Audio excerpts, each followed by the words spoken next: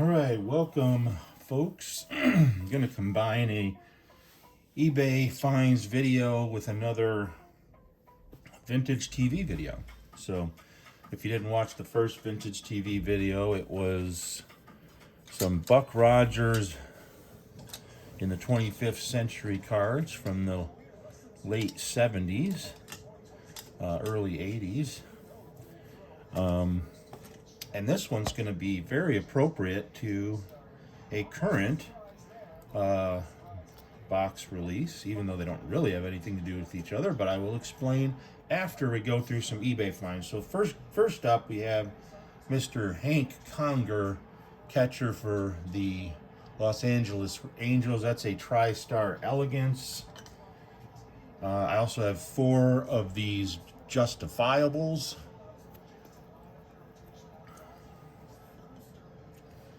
And Hank Conger was a big prospect back in the mid-2000s. Never really worked out. I would say he was, in my opinion, one of the biggest busts for a prospect, because he in the minors, and coming up, he was like about as can't miss as you can be. And the reason I would say he's the biggest bust is that his performance once he got in the majors was really god awful. Next up, I have a Justifiable of Bo Mills, who also was a huge prospect coming up that really kind of flamed out. Next up, a 2005 Topps Chrome of, I think it's a Topps Chrome Heritage or Archives, but it's a autographed Glenn Perkins, who was a pitcher for a while for the Twins. Pretty good pitcher. Next up, we have another guy that was a huge prospect, and he did okay when he got up to the majors, but not nearly what people thought he would.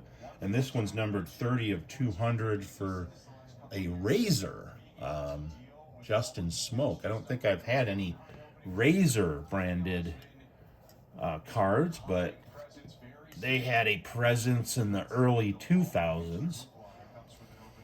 And also a Razor autograph of Justin Smoke from 2008. So, a couple Justin Smokes. And now we'll go into a couple vintage. These are the same card, or same players. Another 1970 Vita Blue rookie cards. These ones not in terrible shape either, so that's good. Adding to my Vita Blue collection. Still hoping he makes the Hall of Fame eventually. I think he will, but not obviously through the normal path. Next up, going back to the prospects who kind of petered out in the majors, Mr. Chris Parmalee. Very nice auto card. Prospect auto of Mr. Chris Parmalee, and that's a Bowman's Best card. And we're going to talk about Bowman's Best after I get through these eBay finds, because I got something to say about them. Next up, I have a Tarek Skubal from 2025 Topps, or Bowman actually, and this is a numbered 47 of 499 for Mr. Skubal, currently pitching in a spring training game that I have going on in the background. Next up, we have a Ethan Salas, who's a guy I've been adding some cards to the PC, and this is a Bowman Draft Sapphire. Sapphire being probably my favorite release. Followed by a Press Pass Premium, numbered 2 of 3. So that is a Leaf. It definitely looks like a Leaf card, but that is a Leaf Press Pass Premium. Maybe that's why they stopped making Press Pass, was that people could not say it. It was a bit of a tongue twister. But that one numbered 2 of 3. So And with that card, they sent me some hockey cards. I have not collected really any modern hockey, and I would consider this to be pretty much modern hockey. And these are all part of the upper deck. And there's legends, superstars, and rookies. So we have a Matthew Knies, Devon Levy, Cole Caulfield, Wayne Gretzky, Teemu Solane, and Nick Suzuki. So, not cards that I was necessarily looking for, but they threw those in for free, so we thank them for that. And I'm going to go ahead and put them off to the side here. The rookies will go to the PC. The veterans will go to the TTM box.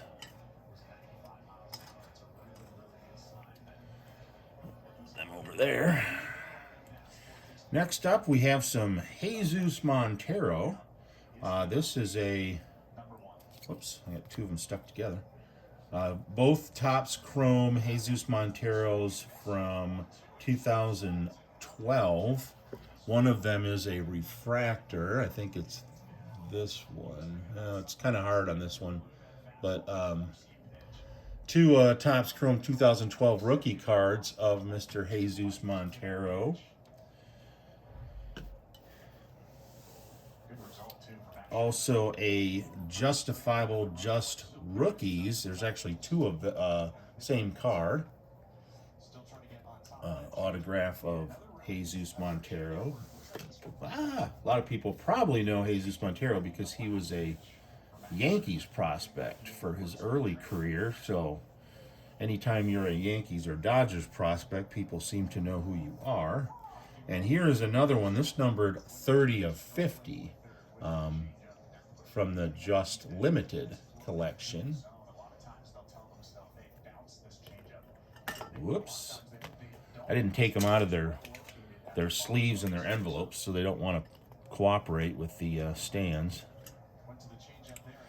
And next up on the list, we have another guy who was a big name prospect pitcher in the 2000s.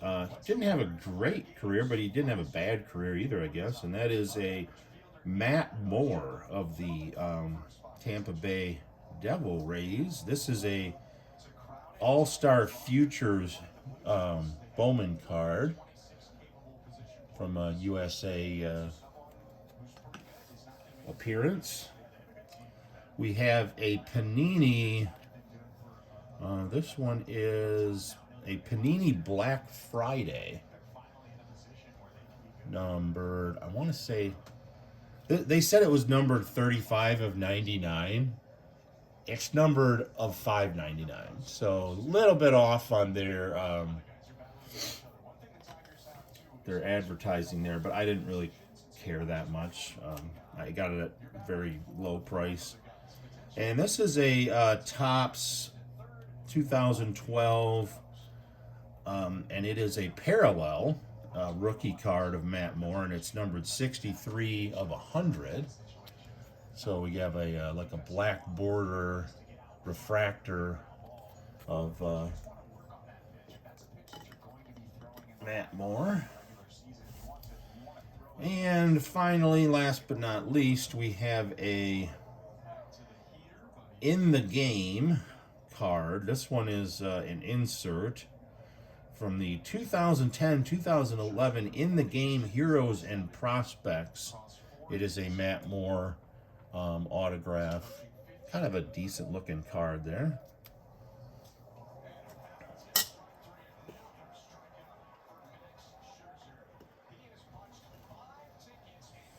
And to stay on the Matt Moore experience, we have a TriStar Projections Pro Debut from the autograph is on card, and it's not. It looks like it was written with a pen that was on the verge of running out of ink. But it is a on card auto of Mr. Matt Moore on a TriStar Projections Pro Debut of the Princeton Rays. I don't know why everything has a P in it today to make a tongue twister. Should be a tongue twister special edition video. Here's a museum collection of Matt Moore's rookie museum collection cards. Always look really sharp, which they should, because you have to pay $16 million for them.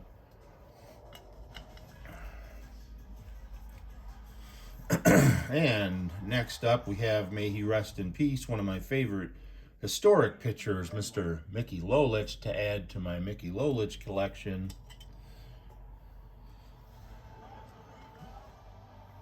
And we got a Thomas Harrington on the Leaf Metal, this numbered 3 of 10 with the Leaf rookie logo.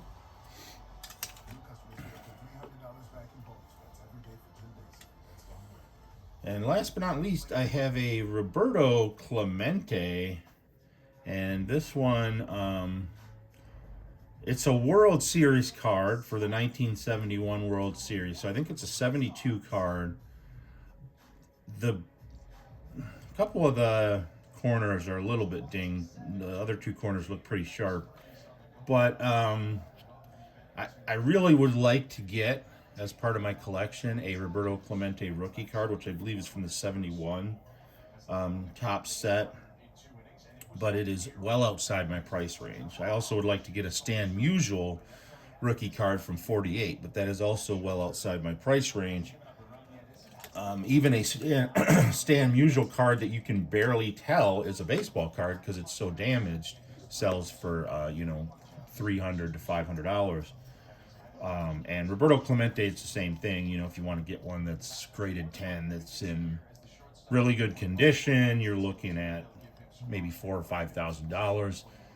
If you want to get one that's in bad condition, you're still looking at around $1,000, maybe $1,500. So my option for Mr. Musial and Mr. Clemente, at least until I win the lottery, which, crossing my fingers, it's going to be soon.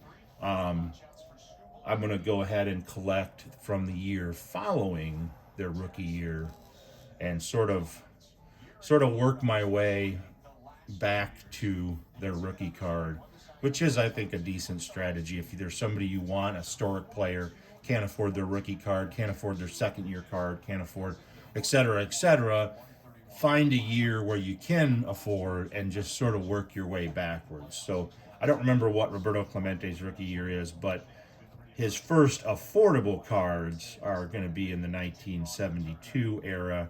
And this is one of the World Series insert cards, game number 4. Not the greatest picture because he's kind of blurry and somebody's ass is in the picture, kind of blurry. And but these cards still will sell for like $20 some on eBay, even in bad shape. So if you find them in really bad shape, sometimes they get down in the $1 to $2 range. I'm not really concerned about the shape of them per se. I just want to try to build my Roberto Clemente collection. So now, next up, I'm going to go through some TV cards.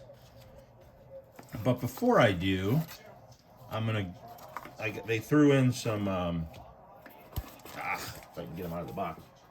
They threw in some baseball cards and another TV movie card, but these were just ones they threw in the box. Here's a Tony Fernandez from the early Upper Deck era. Here's a Bobby Grish with the 1987 Donruss. And of course, if you get a Bobby Grish 1987, your corners are perfect. But if you get a Mark McGwire or Bo Jackson, usually they're kind of fuzzy. So that's just the way the ball bounces. They sent me a 92-93 rookie, although I don't believe this is from, no, maybe it is, of Martin Rusinski in the Pro Set variety. So that's kind of cool. Oops, I dropped it. And then they sent this movie card. not familiar with the. It's a "You'll Die Laughing" card, and looks like it's a mummy or something carrying a lady, but a movie card. Now, as to the vintage set that I ordered, I don't know if it's the entire set. I think it might be, but it's pretty close if it's not. But it is a Incredible Hulk TV series. For those of you that don't remember, the Incredible Hulk in the late 70s, early 80s, same era as Buck Rogers, aired on Friday nights at 9 o'clock, and it was one of my favorite shows as a kid. I used to love when the music would come on.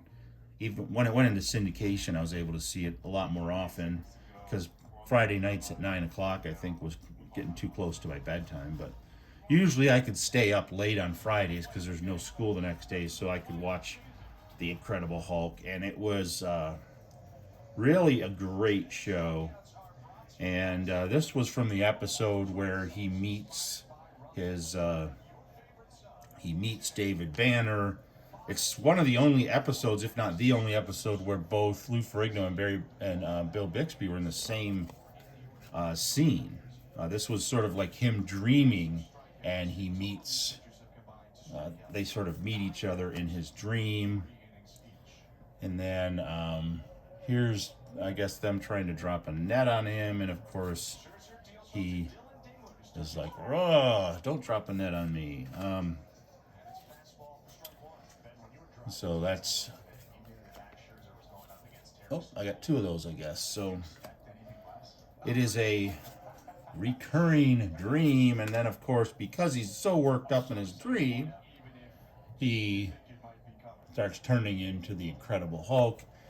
They didn't have a lot of CG stuff back then, so everything had to be done with makeup. So the in between David Banner, his real name should be Bruce Banner, and he's called Bruce in the new movies, but the director slash main producer of this series wanted to make it less comic booky, so they named him David. They also weren't going to paint him green, but I think Stan Lee was pretty insistent that they not change the color.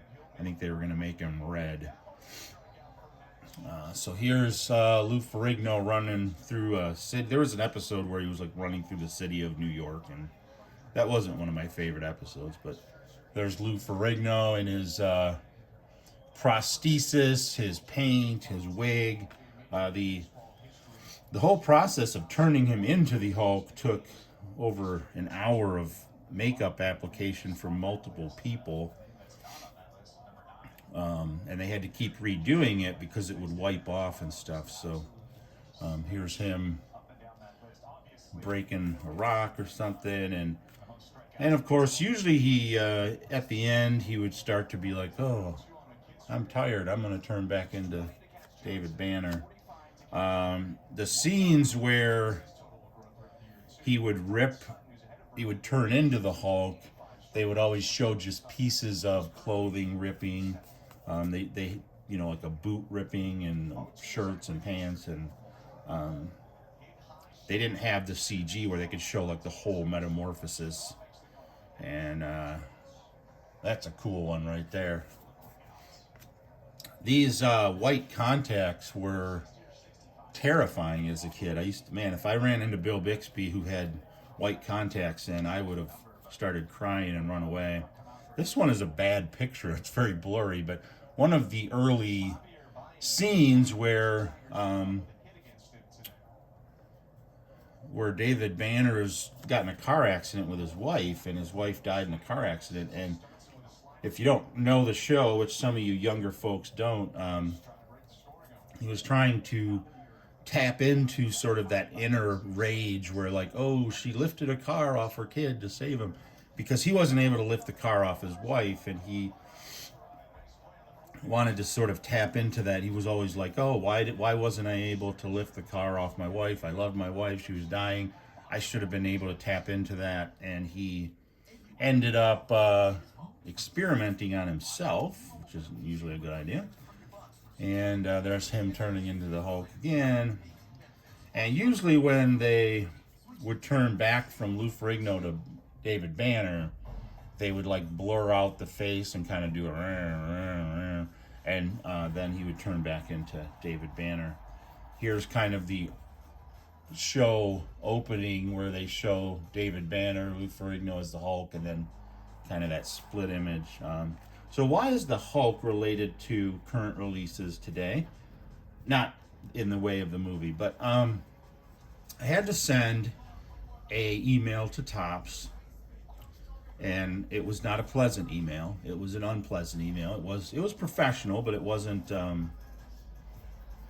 But I wasn't very happy with them because it's sort of like three things have happened that have made me unhappy with them. The first was they released Upper Deck, or not Upper Deck, Stadium Club, and even though I always click on being notified, I never get notified. So they released Stadium Club. I wasn't able to get any hobby boxes, so I've boycotted Stadium Club for this year. I'm not buying any Stadium Club from resellers. I'm not going to reward resellers for their behaviors. Not going to be in any box breaks. I would usually not be in any box breaks anyway, but I'm definitely not for Stadium Club. And I would urge everyone else to boycott Stadium Club, because if Topps can't get it right with notifications, then how do they expect you to buy their product when the product is sold within, well, we'll talk about that in a second. The second of the three reasons is I wanted to join Montgomery Club, which there shouldn't even have to be a Montgomery Club, but kind of a unique thing that Topps does where they say, hey, pay $300 or whatever it is, join a club, and then you'll get like exclusive opportunities to buy exclusive products. Okay. Mainly for me, it's because I like to buy Sapphire, and a lot of times Sapphire's only released through Montgomery Club. So I would be willing to do that. I'd be willing to spend the outrageous amount of money of $300 to do that. But they open Montgomery Club up once a year for like 24 hours. This year, I don't even know if they opened it at all. They don't tell you, so you're stuck going to the Topps website constantly to check and see, is it coming? Did I miss it? Is it now? Did I miss it? Is it now? Did I miss it? And of course, you miss it, they're not going to open it up again. They may never open it up again. But here's a thing where they make $300 for nothing. It's opening up a website and saying, hey, for the next 24 hours, you have the opportunity to send me $300 for nothing. And they won't even bother to open that up and to notify people and stuff like that. And then the last thing, and this was sort of the straw that broke the camel's back, is Bowman's Best came out this week. It was supposed to come out on Wednesday at, I think it was 2 o'clock Central or somewhere around there. I stayed home. I had to stay home for another reason anyway, but that was one of the reasons I stayed home, was so that I could go on there and buy a hobby box of Bowman's Best, which is like $340 for crying out loud. I think you only get 60 cards. But I thought, you know what? I can afford it. I'm going to go ahead and buy a hobby box. I've never bought Bowman's Best before, and they're really expensive or not available, on resale. So I'll go in and I'll pay my dues and get a hobby box. Well, at 2 o'clock or whatever it was, they said they were delaying it until like 4 o'clock. I don't know why. I'm not going to get into a conspiracy theory thing where they decided that they were going to sell some of the stuff in between 2 and 4 to certain people. I don't know. All I know is it got delayed. So literally within 5 minutes of the product going on sale, I went in, put a hobby box in my cart, and went to check out. I then entered a queue of 19 people. There were 19 people ahead of me. I was number 20, or maybe there were 18 people ahead of me. I was number 19. Doesn't matter. I get in the queue. I'm only buying one box. And by the time it came for me to process my payment, they had sold out. So that means, and this was like 30 minutes after the release. So they essentially sold out of Bowman's Best in under 5 minutes. And it just really ticks me off because you don't notify people when you're doing stuff. They have to keep going to your website and checking. You don't let them into Montgomery Club. You don't sell the product when you say you're going to sell it. And you don't sell it in a way where people legitimately have a chance to buy it. It seems that Topps is very much catering to breakers and resellers. And that's so I'm boycotting Bowman's Best. I'm not going to buy any resale Bowman's Best of 2025, and I'm not, or 2026, whichever the year is. And I finally decided, okay, I'm going to send him a letter. Topps isn't going to care. They sold out. So they did their job as a business and sold their product. They have no inventory and they made a bunch of money. Good for them. And I understand how economy works. But for the hobby, this trend is terrible. This is a terrible, terrible trend. Because what happens now is Topps sells out in 5 minutes. So next year, they reduce the hits, they increase the cost. Because why? If it's going to sell out in 5 minutes at 340 with 4 autos, what would it sell out if we make it 450, give you 3 autos, maybe cut the cards down to 50 cards in a box from 60? So that's what the companies will do. It's supply and demand. If the demand is too high and they can't supply the customers, they will increase the supply, they'll reduce the quality, and they'll increase the price. And they'll keep doing that until people stop buying it in a way that sells it out. That's just how supply and demand works. So it isn't that Topps is doing anything shady per se, but by selling it out to breakers and resellers, they're making it so that the average collector doesn't have access to it. Unless they want to do breaks or go through resellers. The resellers are already selling the product that they don't even have for $500, $600, $700 a box. They haven't even bought it yet. It hasn't even been released yet. So then they go on there, they manage to get in that first 30 seconds or whatever you have to get in. They buy up cases and cases and boxes of product, and then now they have product to sell at $400, $500, $600, $700. Nobody's going to buy it. The average collector isn't going to buy product when it gets up into that price range. So they end up having to sit on it, which isn't a good financial option. You don't want to sit on inventory. And hopefully over time, the buzz goes away, the product prices come down. Sometimes they don't even end up making money on it because they have to sell it for less than what they bought it for. Or they just open it all and hope that they get some one-of-ones or whatever that make up for the investment, which is usually not the case. So it's not really good for resellers because once it gets too expensive, people aren't going to buy it. It's not good for the collectors because we can't buy it at the retail price. And, it's just that the industry has gone from buying packs of cards at your convenience store and kids, trading them and playing with them and all that kind of stuff to this sort of like high stakes casino room where kids are, like the people who go to the casino kind of looking in at the high stakes games going, well, someday I'd like to be in a high stakes game, but I can't afford it. Like kids are now like, someday I'd like to buy baseball cards, but right now I can't afford it. And it's just sad. So I wrote an email. It was concise and to the point. It wasn't dramatic and it wasn't, anything like that. It was professional, where I pretty much laid out that I'm ticked off about this. And what it really does is it makes me look at other product lines like Leaf and Panini. But the problem with Leaf is they only sell through distributors. You can't buy product from Leaf. You have to be a distributor. In order to be a distributor, you have to be a business. And now that doesn't mean that people don't fake all that stuff and manage to make themselves distributors. But there are some hoops you have to jump through to make sure that doesn't happen. I don't mind if a company sells only through distributors because that helps the brick and mortar mom and pop stores stay in business. The problem with Leaf and their distributors is that there's so few of them that I have to buy the product online at a higher price from a store in a nearby state because there are no distributors in the state I live in. So that just is kind of an annoyance with Leaf, but I'll deal with it.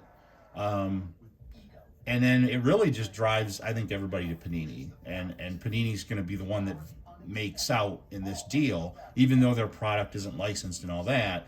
Panini puts out some really great products, and with lots of hits at a much better price point. And I think that for me anyway, I'm going to go the Panini route for most of the stuff because you get better hits and it's more visually appealing product. And they do a Dutch auction sort of release where they say, okay, we have 100 boxes of cards and we're going to start the selling at $700. Now the resellers, they want to jump in and steal up all the product, but at $700 they can't. So this really allows somebody who wants to pay that for a box to pay for a box, guarantee that they get one, and boom, now they have a box. As the price goes down every 15 minutes, pretty soon you have to make a decision of, do you want to buy the product at that price or do you want to wait till it gets down to the lowest price, which is usually the price where all of a sudden all the resellers and box breakers jump in and get it. But it makes the box breakers and resellers at least wait before they go in and they buy all the product. It gives people a chance to buy it from Panini at a lower price than what they're going to have to pay through the resellers. So I think the Dutch auction process is a good way to do it. Gives everybody access. Panini is also really good about notifying you when product is coming out. If you go into their website and you click on a upcoming product and say get notified, they actually notify you, unlike Topps. So this is, I think theirs is a better choice for me as in the collecting that I do than Topps is, because Topps is just out of control. The only brands that Topps releases that I really do like are Update, which is until the end of the year, Holiday, which is until the end of the year, and obviously they're going to release the Bowman products. I think you're kind of pigeonholed with Bowman Draft because that's probably the best product that Topps releases in terms of value, and not by value in terms of how much it costs, but value in terms of the first Bowman and first Bowman autographs are generally the chases nowadays in the industry versus rookie cards. So I'd like to say that I'm not going to buy Bowman Draft because of how much it costs, and I probably won't.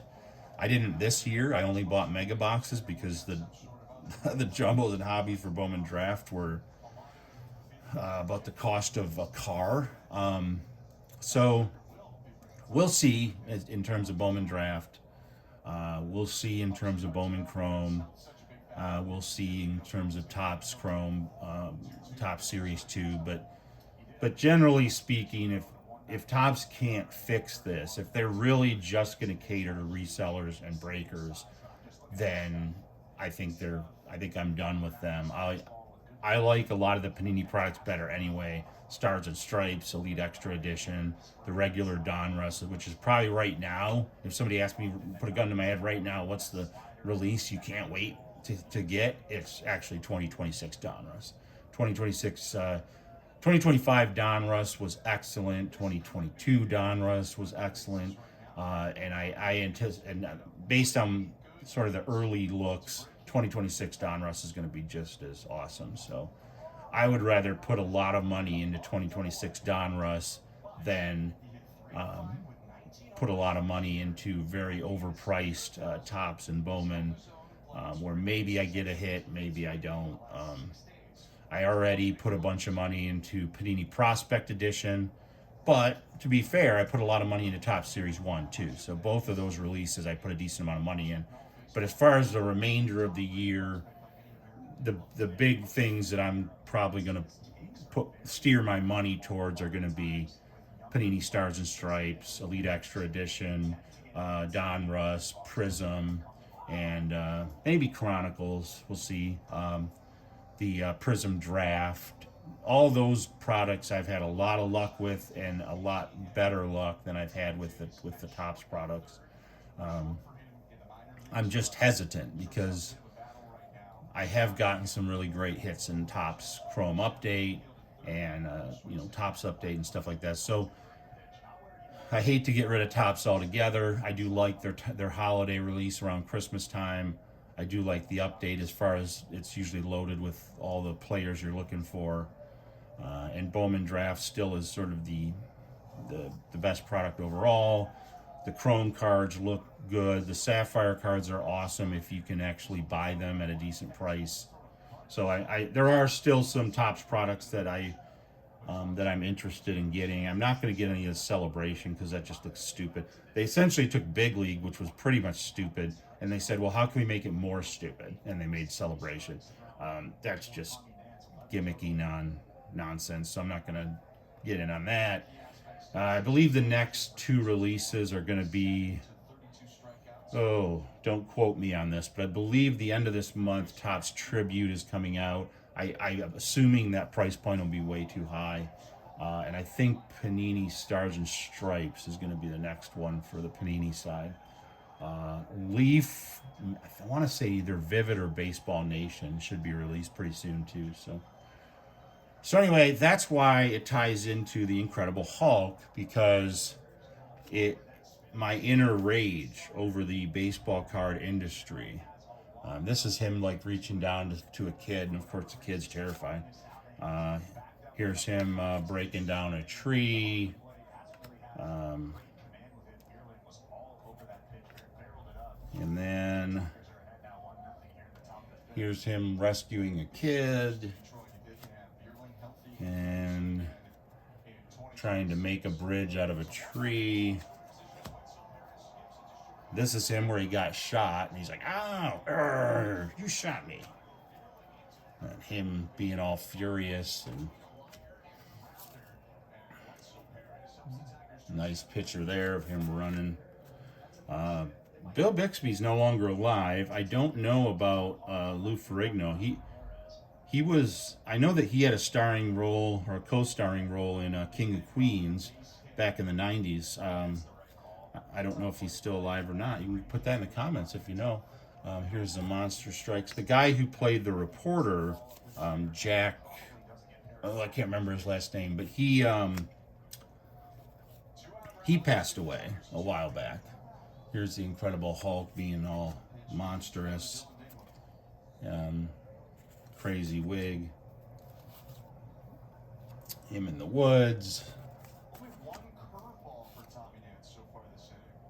And usually he gets kind of sad. The show, as a kid watching it, the part where Bill Bixby had the white eyes was scary, but it always ended on a really sad note. Like, I would not want to watch Incredible Hulk if I was suffering through depression, because at the end of every show they play that really sad music. The music is actually called the Lonely Man. And it's like, and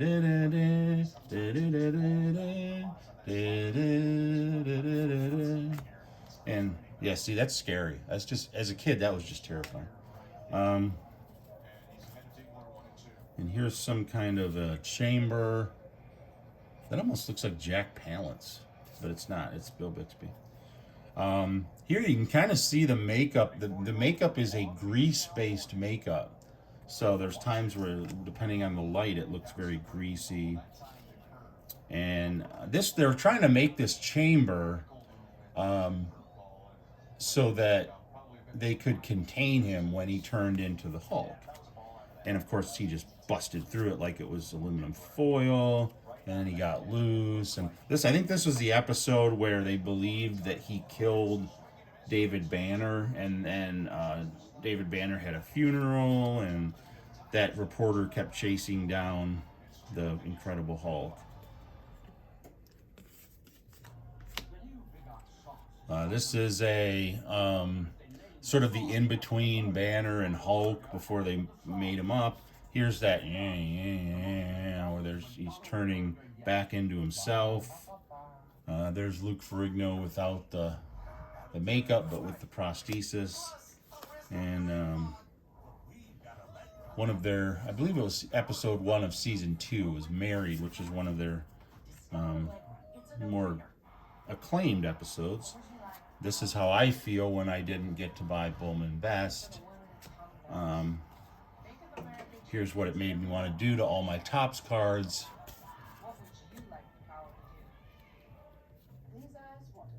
The death of Dr. Marks. I believe that was the wife on the show that he got married to. I believe she died in that episode. This is the Hulk, like, oh, you guys just hit me with a board. Now you're going to pay for it. I remember that episode. That was at a ranch.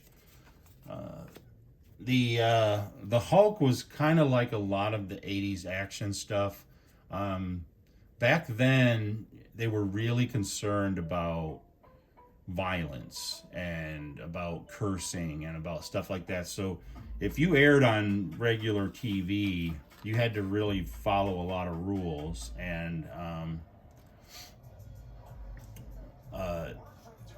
so like this show and the show that I'm going to do in my next video, I have one more vintage TV video I'm going to do. They never killed anybody. They never had the Hulk like ripping people in half or smashing them, or punching them or anything like that. All the Hulk did was break stuff and throw people. That's all he did.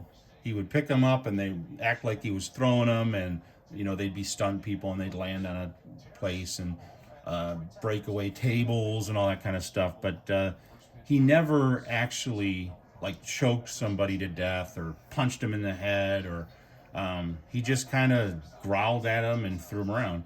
Here's an episode where he was, I don't know if that was a gorilla or a Bigfoot, but I think it was a gorilla. So he essentially was in a cage with a gorilla, kind of like a cage match, I guess. Here's him in a mansion. You don't want the Hulk in your mansion; he'll break it.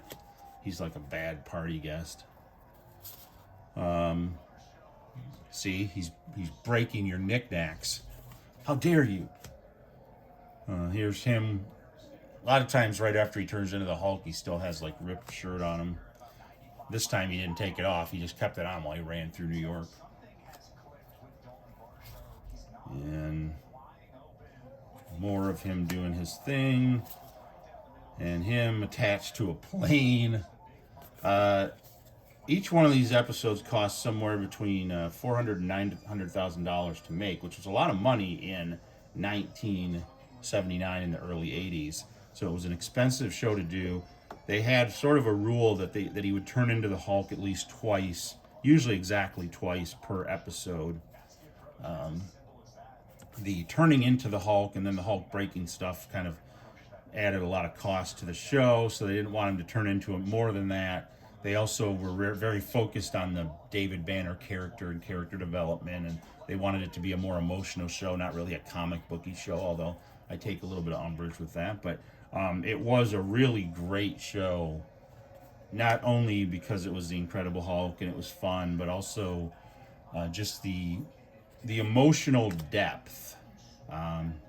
Bill Bixby was very adamant that the show be more about emotional and acting and all that kind of stuff. Actors are kind of like that, where they're like, I only want to be in the show if I can show what an Oscar-worthy talent I am. Bill Bixby was from a show before that. I can't remember what the name of it was. It was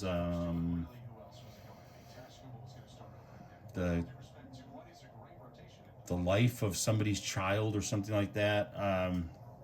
I don't know. It was before my time, but barely. But it was a show that made him sort of famous, and then the Hulk made him even more famous. Here's him in one of the turning into the Hulk's thing. Now the Hulk's like flying a plane. He's like, I'm not flying this plane, damn it. And he's breaking the plane, which You definitely don't want the Hulk in the cockpit of the plane you're taking from Dayton to Miami, because he will destroy it and probably eat all the peanuts and just trash the joint. He had no respect for property. Here's him like pulling the. I think in this episode, him being able to pull on that actually like saved the plane from crashing, which is kind of stupid. And then here's greetings from our captain. But yeah, and David Banner, there was kind of a story behind the story, which was kind of interesting with this show. Is he was married to a woman who I can't remember her name. I want to say it's something like Brooke Benet or something like that. But she and he were married. They were going through a divorce. He wanted to do an episode with her, even though the divorce was really like terrible. He wanted, yeah, that terrible. He wanted to do an episode with her where so that they could show their young son that mom and dad still get along, even though they did not still get along. Creature on the runway. It's kind of a dumb picture. Nobody fences in the Hulk. Photography not great in this set. Here's another we're going back to the desert episode on that one. These aren't in any really good order. And this is the hypnotherapy episode, which was kind of interesting. Here's him and his prosthesis.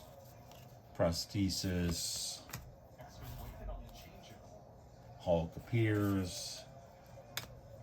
That's kind of a cool picture, though, of the Hulk right there, of Ferrigno. But anyway, they did an episode with him and his ex-wife so that their son could see that mom and dad are still happy with each other. And during that season, the ex-wife and the son went out to Mammoth Mountain out in California, which is like a skiing resort.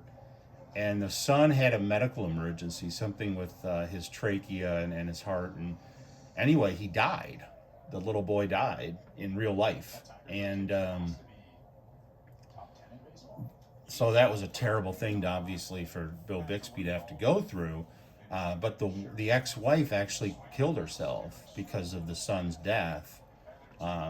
So it was weird because she was in an episode of The Incredible Hulk where she was suicidal about the death of her son or of a kid that she was treating or something like that.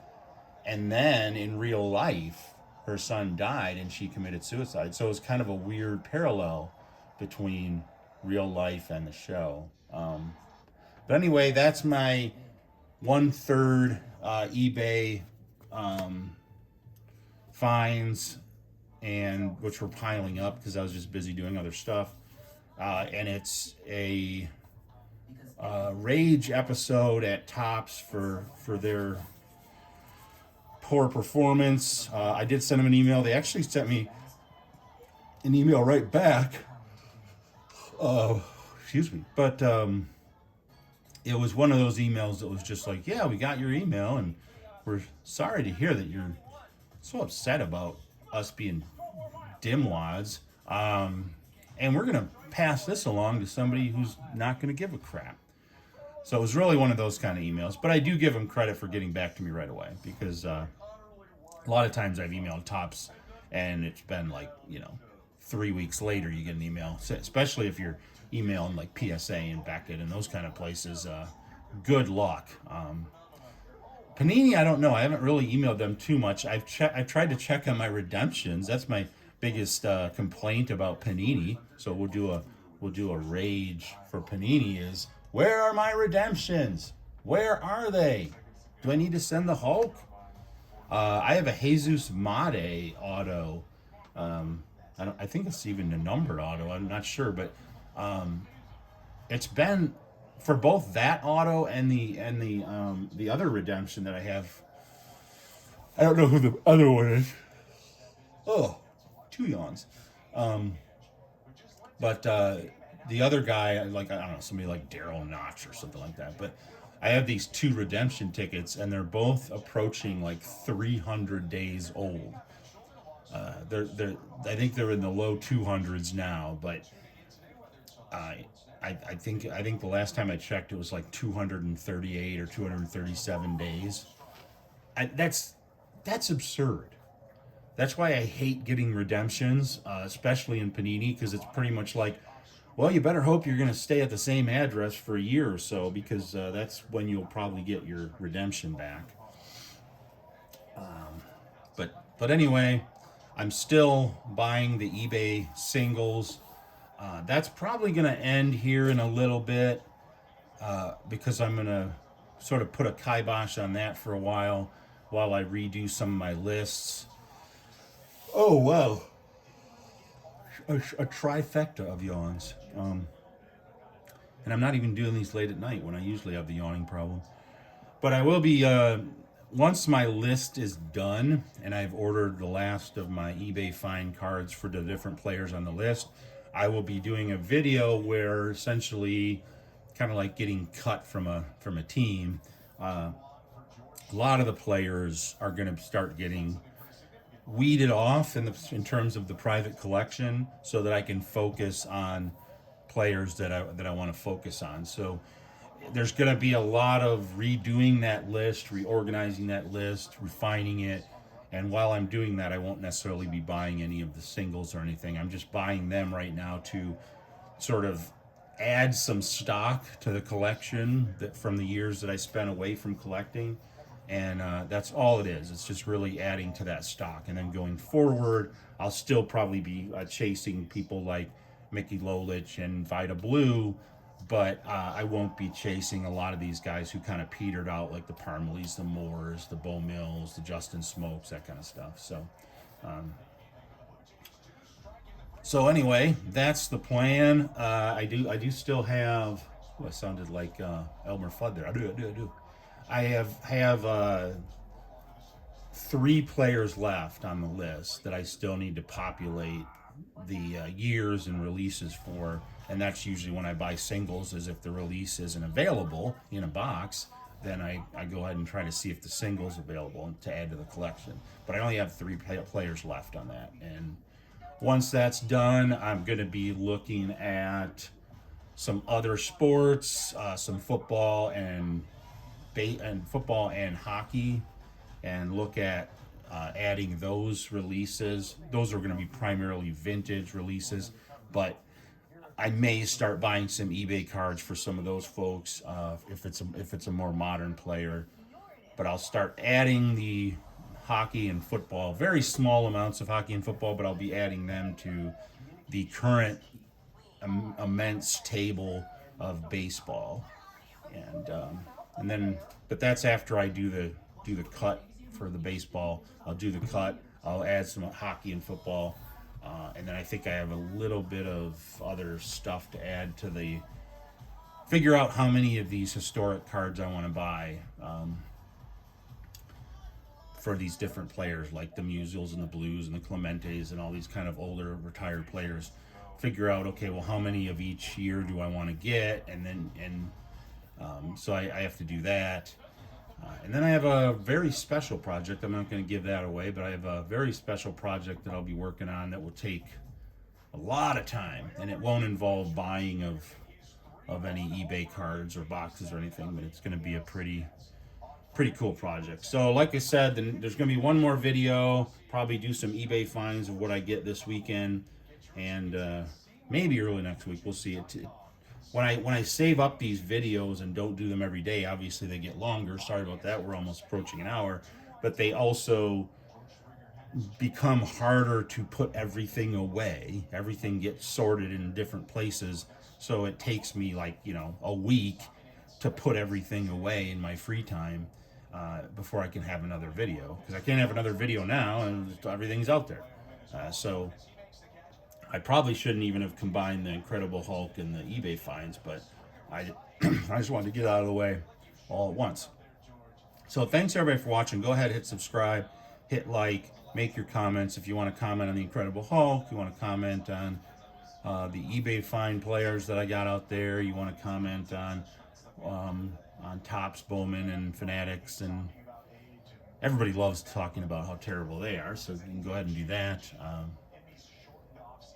And that's pretty much it. So thanks for watching. I'll try to get the third and probably final, at least at this point. I gave up some box buying for Lent, so I haven't been buying the boxes like I normally would. So I'm going to run out of some content here from the end of March to Easter. But I did buy some of these vintage, just inexpensive TV stuff to release, which were kind of fun. I had a lot of fun with the TV cards. Brings back memories from childhood. So I'll be opening one more TV release, and the eBay stuff is still flowing in. It'll still be flowing in. So thanks for watching. Hit like, hit subscribe if you haven't. I don't know what you're waiting for.